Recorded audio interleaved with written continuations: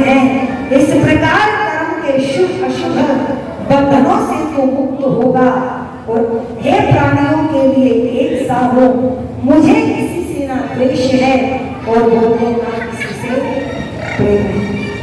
हे अर्जुन, चाहे कोई नीच कुल में पैदा हुआ हो, चाहे कोई ऊंचे कुल में पैदा हुआ हो, पर जो मेरी भक्ति करता है, चाहे वो स्त्री हो, चाहे वो वैश्य हो, चाहे वो शूद्र हो, वो सभी के सभी परम गति और बोधो मोक्ष को प्राप्त। पर आज तो कथावाचक कहते हैं स्त्री को गायत्री मंत्र पढ़ने का अधिकार नहीं है। पर गीता के कृष्ण कहते हैं कि चाहे वो स्त्री हो या शूद्र हो, जो मेरी भक्ति करता है वो तो उसको मोक्ष की प्राप्ति। बोलो एक बार भी पक्षपात नहीं। ये कृष्ण की कथा करने वाले भागवत की कथावाचक 20-20 लाख रुपए एक कथा के लेते हैं और फिर कहते हैं महिलाओं को गायत्री मंत्र पढ़ने का अधिकार नहीं। बोलो, ये क्या सच में कृष्ण के भक्त हैं? कृष्ण की बात मानी होती तो गीता के 90 अध्याय का ये 31वां श्लोक है, जिसमें लिखा कि स्त्रियां मेरा नाम जप करके मोक्ष को प्राप्त कर सकती हैं। वो मोक्ष का अधिकार देता है तुमको, और ये गायत्री मंत्र का अधिकार भी छीन रहे हैं। बोलो, क्या ये पाप के भागीदार नहीं है? इसलिए कहा अर्जुन, जब नीच कुल में पैदा होने के बाद भी व्यक्ति यदि संध्या करता है, हवन करता है, दान करता है, तो वह भी बोलो ब्राह्मण कहलाने का अधिकारी बनता है। और ब्राह्मण कुल में पैदा होने के बाद यदि मेरी भक्ति नहीं करता, हवन नहीं करता, दान नहीं करता, सत्संग नहीं करता, मांस खाता है, शराब पीता है, तो उसको ब्राह्मण कहने का अधिकार नहीं। ये गीता का अध्याय कह रहा है। हमने कृष्ण को समझा कब है? हमने तो केवल चूड़ियां इकवाई उससे,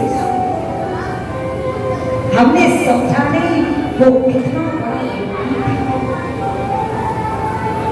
उसने हमारे सामने इस प्रकार के विचार ला करके रखे और कहा कि हे अर्जुन, तू पर ब्रह्मा, परम पवित्र शाश्वत दिव्य पुरुष, आदि देव अज विभु, समस्त ऋषियों के देव ऋषि, नारद ने, असित ने, देवल ने, व्यास ने और स्वयं तूने और मुझने जिस परमात्मा की भक्ति की है, बोले तू उसकी शरण में आ जा। गुरुकुल में श्रेष्ठ अर्जुन, तो बहुत अच्छा, मैं अब तुझे अपने दिव्य विभूतियों का रूप बताता हूँ, परंतु वर्णन याद रखना, ये विभूतियों का विस्तार केवल पवित्र दृष्टि से हो सकता है। कहा अर्जुन, प्राणियों के हृदय में बैठा हूँ मैं आत्मा, मैं भूत मात्र हूँ। स्वयं कह दिया कृष्ण ने इस श्लोक में, मैं आत्मा हूँ, मैं भूत मात्र हूँ।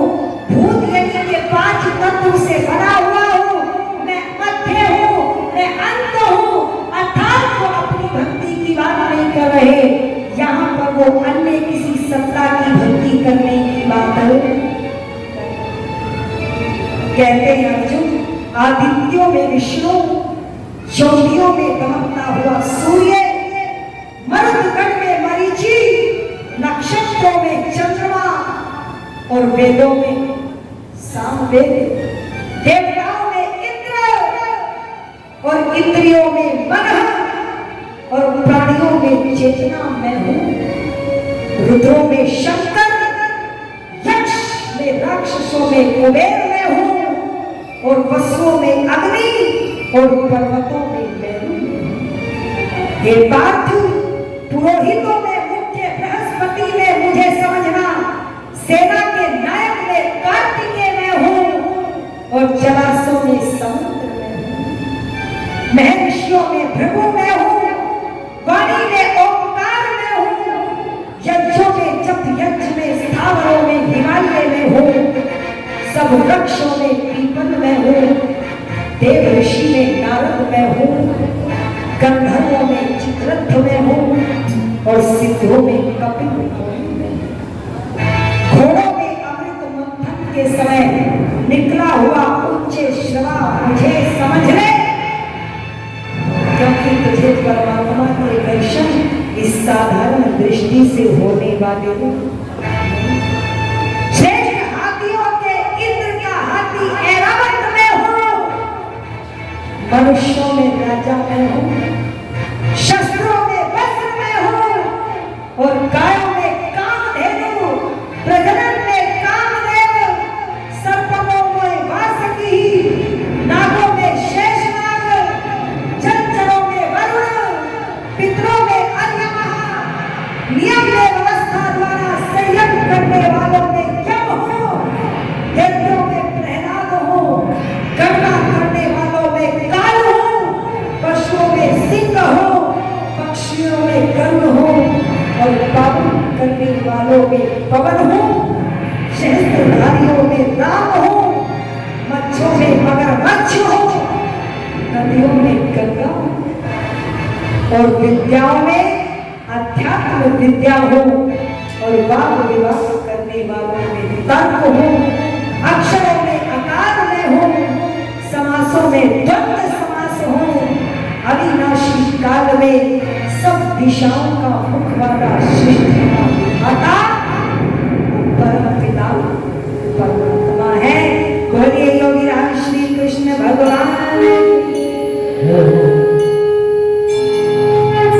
ये उसका स्वरूप है और हम क्या कर रहे हैं, अपने हाथों से पत्थर की मूर्ति बनाई और उसको अपनी सुविधा के